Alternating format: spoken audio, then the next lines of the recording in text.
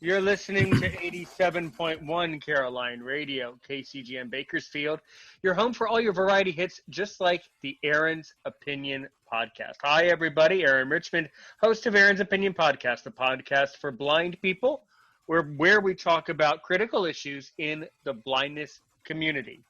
By the way, our podcast can be heard almost anywhere you get the podcast, from Apple to Spreaker to Spotify, Google, you name it. We're probably there. We're also on Facebook, also on Twitter, also on YouTube, also on Patreon. You know, tonight really a few hours ago, I was going through my live videos on Facebook, and I came across someone who, actually, I didn't know it was this person at the time, but if you're really into podcasting, this might ring a bell to you. Theory of a Blind Man. He's a YouTuber. He joins us now. We're going to call him Whistler tonight. Whistler, how are you? Welcome to Aaron's Opinion. What's your theory? Oh, my theory is probably in line with opinions of Aaron, so I am happy to be here. Thanks for having me. Who knows? Who knows? You don't know any of my opinions. Who knows? I got a couple. I watched a couple of your shows today. Oh, okay. Okay, you did. All right. Yeah, well, in that case, I like to do my research. Oh, me too. That's cool. That's good. Well, at any rate, I will mute my microphone and let you go ahead and dive into the theories that you want to talk about, and we'll pause at 30 minutes for our commercial. But outside of that, show is yours. Go for it. Alrighty. Oh man, where to begin? So basically, Theory of Blind Man is kind of a play on words plus my production. Theory of a Dead Man is a fairly big alternative rock band. So I kind of went with that feel to it. And the theory of a blind man has to do basically with my story in life, how I progress in life, how I find things out. And so, everything is pretty much a theory until you're in the retrospective stage. So that's why I chose the name Theory of a Blind Man. And I basically deal with anything that really interests me in the moment. For example, writing is a big part of my life and always has been.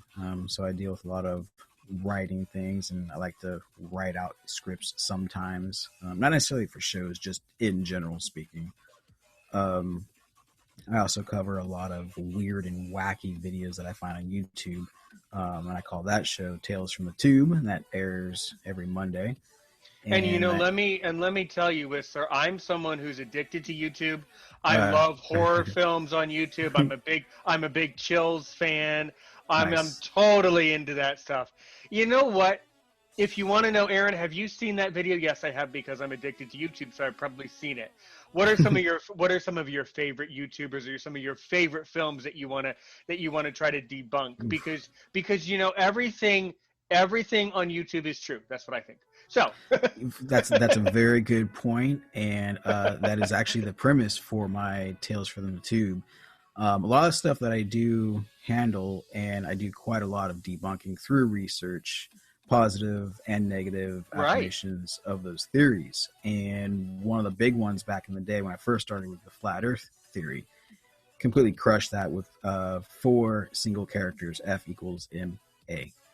Anyway, there's also the sovereign citizen movement, which legally can be Let's rewind. Let's go back to flat.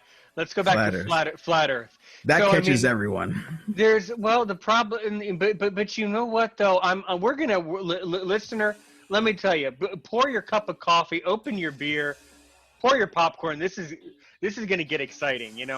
I mean, I love talking about theories of the universe. Look, am I a flat earther? Absolutely not. But there are many, many, many people who are. Yes. And I think that the reason why people are flat earthers is simply because they truly are just trying to understand the meaning of life and the meaning of our universe and how we fit into it. And the only way for them to describe how we fit in is for them to think about the earth, the environment that they see around them. It's almost like they're speaking their own language. The reason we have language is to categorize our environment. Well, the reason why flat earthers believe in flat earth is basically they're just trying to categorize what they see around them. And it is concerning. I do not believe in it. But then again, what have you found on this topic? What research have you done? You've done more research. I probably literally watched over thousands of hours of both sides of the story. Some really good debunkers of the flat Earth are channels like UniRock, Team Skeptic, Fight the Flat Earth, Simon Dan. Simon Dan is an excellent channel, and Conspiracy Cats, and there's a myriad of others.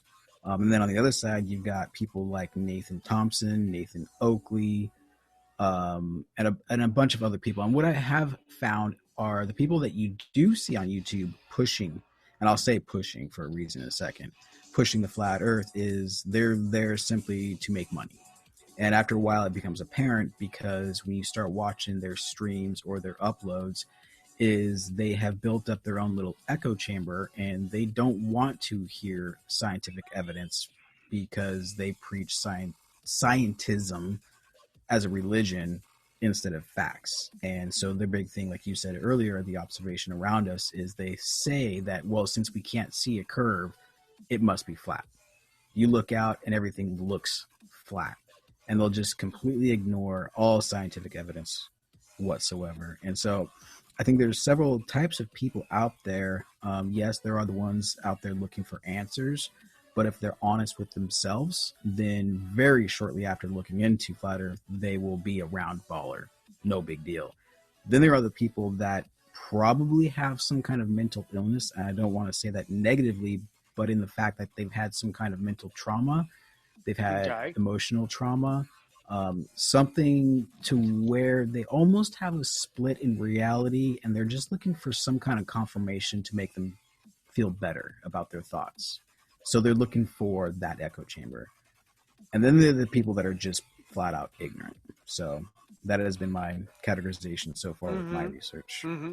Well, I appreciate you doing that. I also have a brother. I am 29 years old. My brother is 22, and he has become very frustrated with all of these flat earthers that are in the city where he goes to university.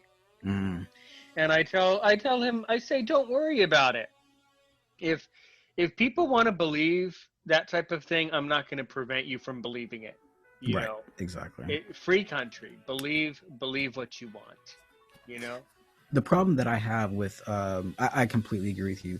The problem I have, like I mentioned before, pushing is a particular individual, Nathan Thompson. He actually travels around the country and he'll go into elementary schools, and there's plenty of video of it, of him harassing teachers and students, ripping books up and all sorts of, he's been arrested so many times, but I don't believe that's a safe way to go about doing things. There are many other ways rather than harassing the public to try to push your agenda of whatever it is. Right. Yeah. Yeah. And that's basically what my brother's problem was, is that their behavior, it starts to become disruptive, and it just starts to get too out of control. That they're using it just to be hurtful. And some of these people are using their philosophy to hurt others for some reason, which that part I don't understand that, because if you're so concerned with if you're so invested in the convincing business, you would think you would not want to piss me off. But you know, that part doesn't make sense. And it is a huge rabbit hole. Like you said, everything on YouTube is true. So, but I was being sarcastic. Oh yeah, no doubt. No, yeah, I'm getting to the facetiousness. Right. So no, okay. So yeah. So listener, for you at home, by the way, no, obviously I was being sarcastic. Yeah. And the other problem with YouTube is that we do live in a very strange world, and there are a lot of very, very, very strange things going on. And the other thing is that governments around the world hide a lot of information from the general public. So a lot of these things, you know, not the flat Earth business, but a lot of these other weird things, probably not true. But if it is, wouldn't surprise me, because after all, the government hides so much. You know, that was kind of going into my next point, actually, about the government hiding. And that's what a lot of the flat earthers and other conspiracy theorists will talk about, is like, well, they've been hiding stuff from us for so long, then obviously they want to hide the fact that the Earth is round because they don't want us to travel into space. It's really weird and Well, I tell you, I've dealt with people who have believed, and then those are the same people who believe the moon landing was a conspiracy. oh my god, yeah. A funny thing happened on the way to the moon. Completely has been debunked 100 times or more. Right. So obviously, you believe that that Neil Armstrong walked on the moon, right? Oh, absolutely. I am glad. If you guys and listeners have not watched the documentary called "A Funny Thing Happened on the Way to the Moon," don't. The guy that produced that is a total scumbag. He was hunting down all the astronauts that were still alive, trying to make them swear on the Bible that they actually went to the moon. And Buzz Aldrin, popped him one right in the face, and I was like, yes, get him. Well, interesting. All very interesting. So, what are some other major video topics or conspiracies that you have unfolded? Oh, I got two of them for you. What's Sure. your take on the theory of simulation theory? Simulation theory is actually very intriguing to me. So, my belief is that I would like to believe and want to believe there is a God. Now, whether that be the creator of a simulation or us physically, I don't know.